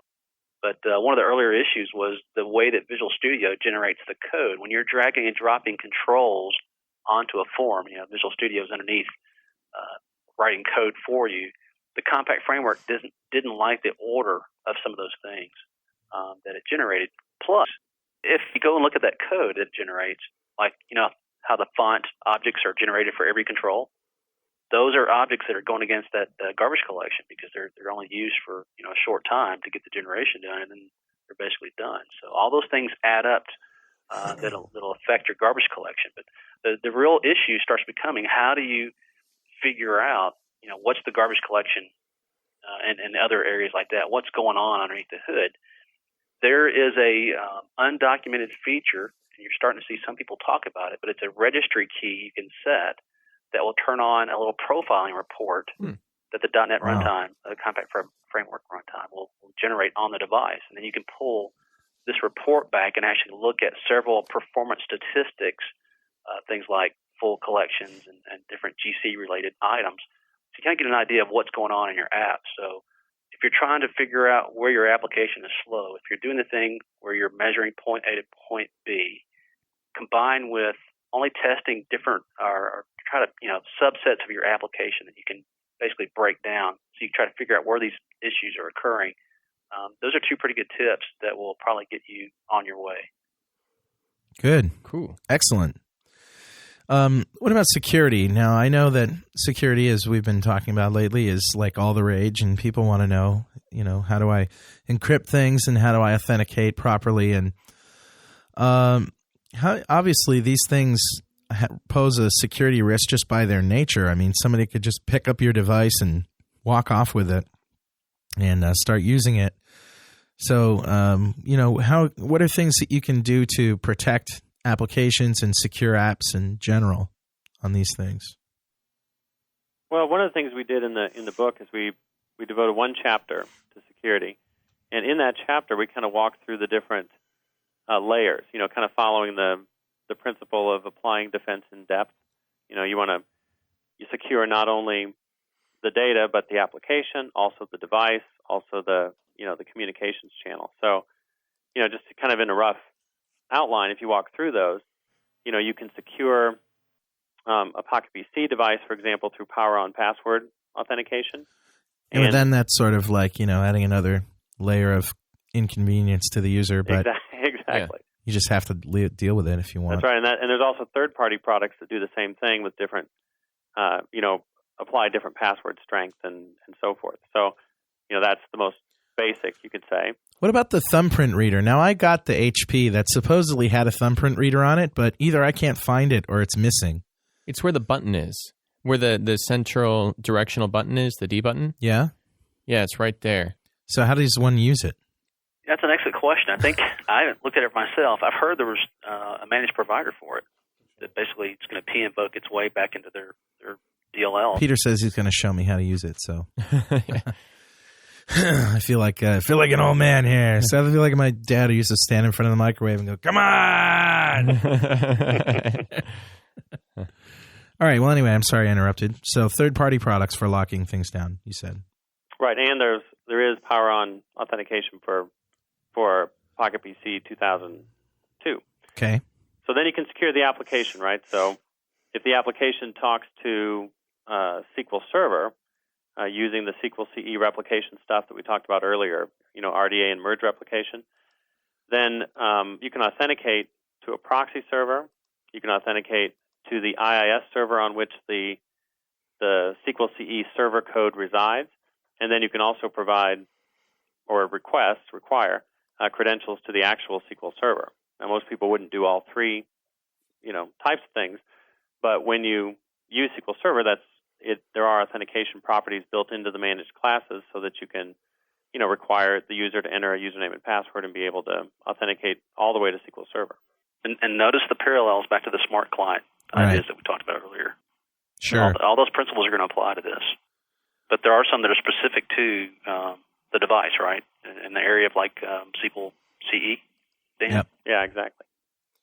One thing that I did, speaking of SQL, getting away from security for a minute, is if I needed to write an application that just needed to store like a small list of data, not a lot of data, but a small list of data that needed to just be persisted, I would just use write XML on a data set. Bind a data set to some text boxes and a list box or something like that, and just write XML out to an XML file. Benefits and drawbacks of that? In the book, we kind of contrast that approach with using SQL CE in that chapter where we talk about kind of robust, data caching. And it really comes down to if I need a query engine, so if I need to store enough data where I'm going to select subsets of that data and I need to do it quickly, in the order of a couple thousand, rows of data, something like that on the device, then SQL CE becomes much more attractive for that because SQL CE 2.0 can do indexed seeks and you can do parameterized queries and all sorts of same kind of stuff you can do on SQL 2000, which is cool. But if it's a self-contained set of data that you're just going to load in and let the user work on, you're not really doing any querying of it, then certainly using the data set is the simplest approach, the one that you're going to be able to implement a lot quicker. So. Yeah. Well, okay. and some other points there. Depending on the size of that file that you serialize out, right? If you're going to use that one time, and if it has enough size to it, it's not necessarily the best way to go. Probably better to use an XML text reader, and you can fly through that much faster if it's just a single usage. If it's something you're going to be binding to, or you're gonna iterate it multiple times, Okay. a data set's probably going to be a better way to go. And if you're going to do something more robust with it, like the Seeks, like Dan's referring to, then SQL CE is going to be the way to go. But something to consider, anytime that you persist data locally, just like we talked about at Dev Days, is it okay if that data is viewable in case that device gets out of your hands and someone else gets to it? Right. The same issue applies to SQL CE. If you persist data to the disk, and SQL CE, when you turn the device off, it's going to persist itself, right? Right. SQL CE data and the data set data, they are viewable. They are clear text, so you can see it. What about Right. encryption? By Or default, security options. that's true, yeah. And can you encrypt that data? SQL CE, however, does include password-based encryption. So if you provide a password when you're creating your database, it uses that password to generate a key, and then will encrypt the data file for you. And of course, the strength of your encryption is based on the length of your password. So, if you're designing an application and forcing people to use passwords or whatever, you'd have to, you'd want to enforce the length of those passwords as well as your app creates the CE database, for example. But yeah, the file encryption is built into SQL CE where it is not for a data set. So if I wanted to encrypt that data set on the device, I'd have to pInvoke my way down to the crypto API or use a managed class that somebody has written. I'm not sure if there's one in OpenNet CF or not, but that would be the first place I would look, of course. Yeah. Well, another reason that pInvoke should be the center of your universe, right? Yeah. Well, in Contact Framework efforts, you're going to have to get familiar with it. Yeah, or let's just find say some library to help you. You definitely have to be familiar. So, what kinds of things can you do asynchronously in the Compact Framework with multiple threads? Actually, before you answer that, let me ask this question. Are there stored procedures in SQL CE? There are not stored procedures in CE. There are in the version 2.0, which came out right before the Compact Framework. There are parameterized queries, which we didn't have previously. So I can set up command objects and SQL parameters and populate the parameters, which is nice. But yeah, stored procedures aren't in this one, but will likely, I believe, make it into the next version. Version 3, we should hear more about that next week. Cool. The guy you should have on someday is Kevin Collins from the SQL CE team, and does a great job of talking about those issues. Okay, good. Just a little plug. Yeah, no, we'll look him up. Good stuff. What can we do asynchronously with the Compact Framework?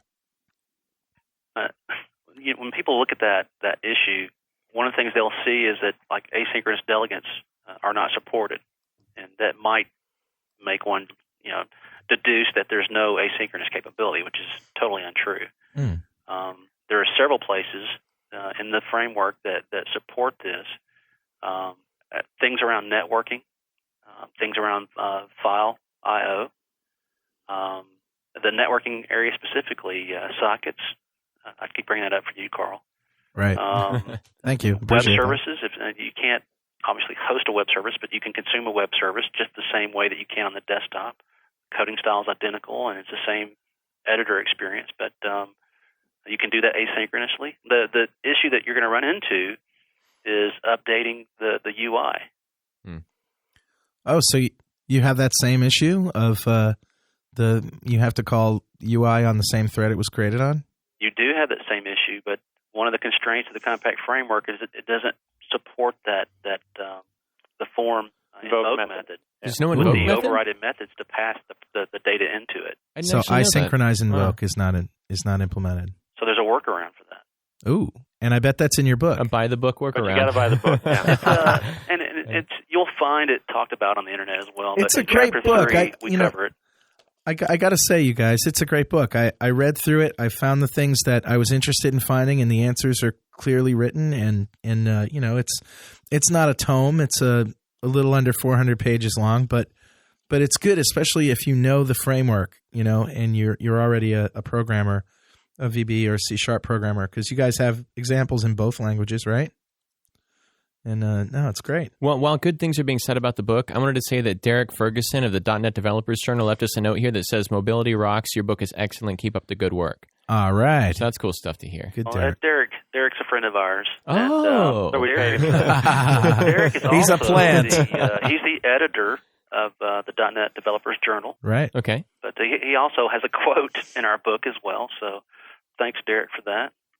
But Dan and I have a column on the .NET Developers Journal. We have the mobility column. Cool. And do a lot of work in that area. And we've covered a lot of these topics in the magazine. And we've touched other areas as well that we even brought up today, like the ASP.NET mobile controls. So we do talk a lot about mobility, and we are focused on .NET, like you said earlier. Well, I want to take this opportunity to remind the listeners, the live listeners out there, that if they know the secret namespace of the week, to go ahead and send us a message with that now, and we're going to choose from the people who get the answer correctly, and we're going to give one lucky winner a copy of Windows Server 2003 Enterprise Edition with 25 client licenses, compliments of the Microsoft MSDN Regional Directors Program. And here they come. Yeah, here they come. Rolling in already. They're rolling right in. And in the meantime, I'm going to read a message from Chance Gillespie from CG Digital in Dayton, Ohio. Information and perspectives surrounding development of traditional shrink-wrapped Windows applications with .NET tend to not get the amount of coverage I think it deserves. I've found it to be a wonderful experience all around, but requiring the additional install of the framework has an impact on their acceptance. How viable do you think the Pocket PC market is for small developers of these types of applications that make use of the compact framework? That is an excellent point. And just like we faced on the desktop side of how are we going to get the framework onto the box, we definitely face that on the small device side. The bigger issue is that when you install it yourself, it's going to be in RAM as opposed to ROM, so that's going to hurt your application space.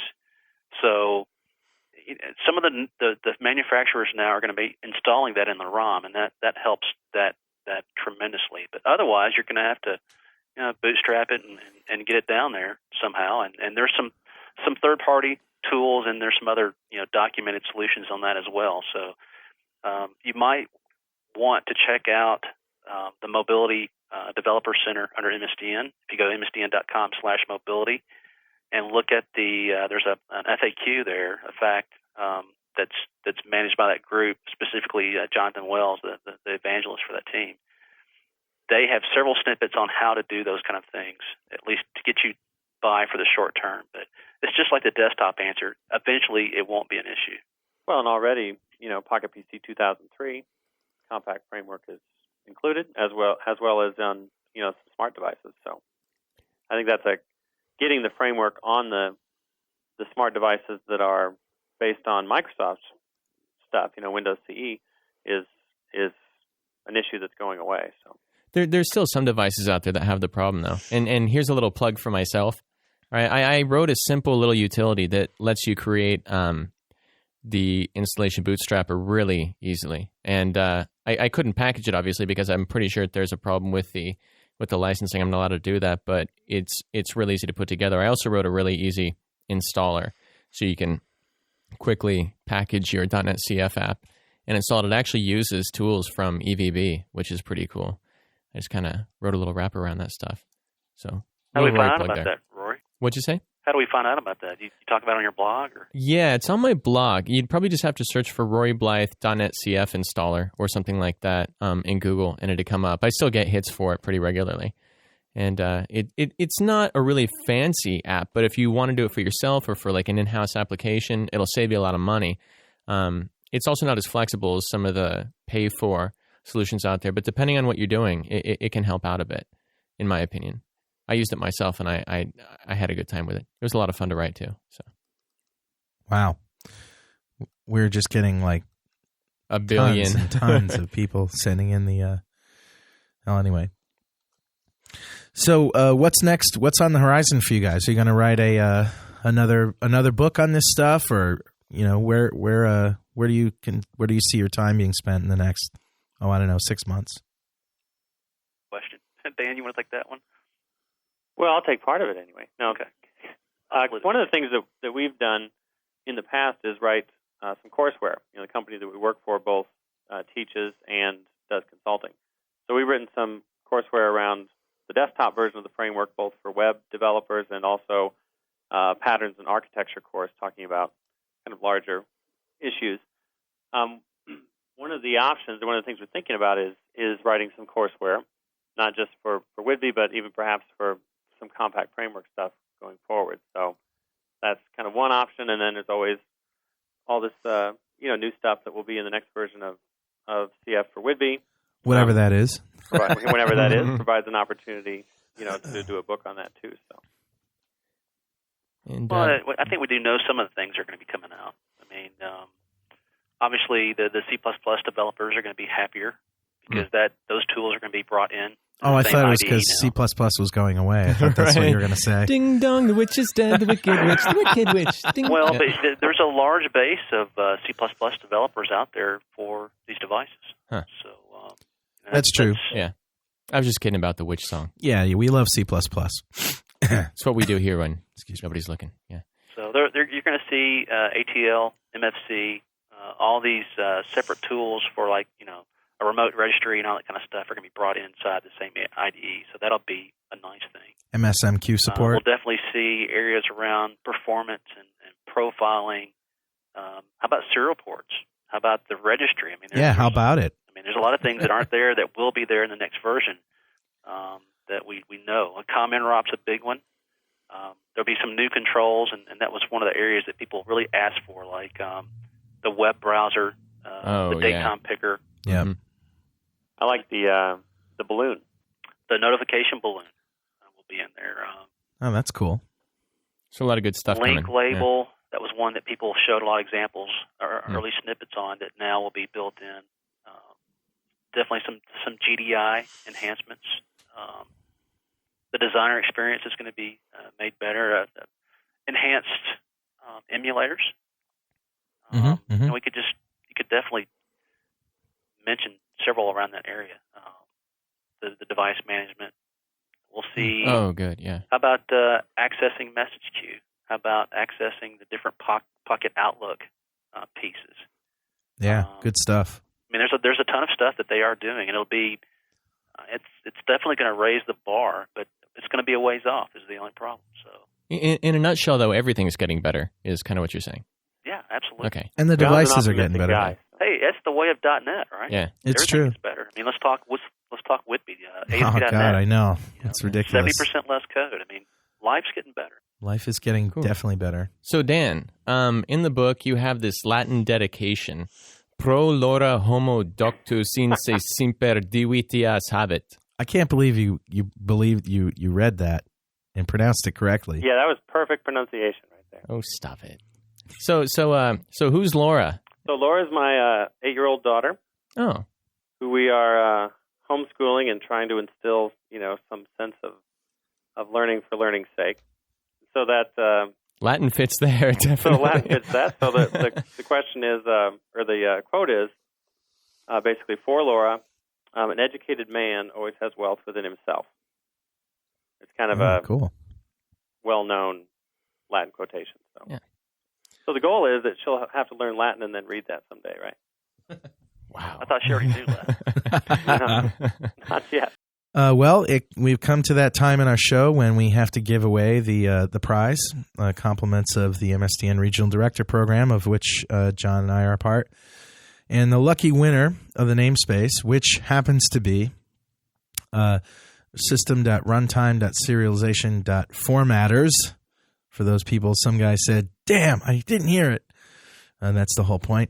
The winner is Edward Emanuel from Leggett and Platt in Joplin, Missouri. Bravo. Bravo. Good show. Congratulations, Edward. You are the proud owner of a bouncing baby box. That's creepy, man. A valuable box. A very valuable box. Yeah, that's in the Bouncing multiple box. thousands of dollars range of box. As in, Rory doesn't have his own one of these boxes. No. Yeah. John Box, do you have that box? I have a box of those boxes at the box home. John Box and Dan Fox, Fox and Box on .NET Rocks. It's getting to sound like it. Dr. Seuss. I like it. We have any last minute words of wisdom to impart on our listeners, guys? Well, they're going to be at the Mobile DevCon, right? Yeah, we'll be there next week. Okay. Cool. Are you guys also going to be at DevTeach? Either of you? No, I've been invited Nope. to DevTeach. I heard that last week, and it sounds pretty cool to me. It's going to be cool. How about Dev Connections? Nope. Tech Ed. Tech Ed? Yeah, I'll see you there.